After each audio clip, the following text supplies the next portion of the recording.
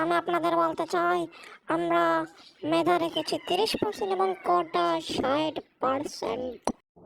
শুধু মুক্তিযুদ্ধের নাতিপোতারাই পাবে 30%।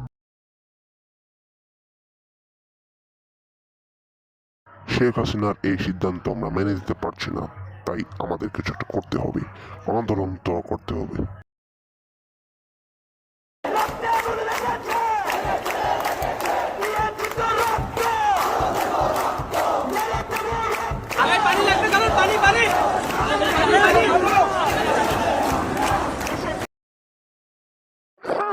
বাবু, পরিস্থিতি তো আরো ভয়ানক হয়ে যাচ্ছে। আপনি কি বলেছিলেন? আপনি বলেছিলেন সবাইকে মারা দিতে, কিন্তু তারা তো উল্টো আপনাকে মারা দিতে চাচ্ছে। কিছু করো না হাসু বাবু। তাই বলছি কি আমি, আপনি দেশ ছেড়ে পড়ে যান হাসু বাবু। ভাবছিলাম গণভবনে সেই দিনে গেলে খাতে পাবো, এই ছাত্র জনতার দিল না রে, পালাই পালাই।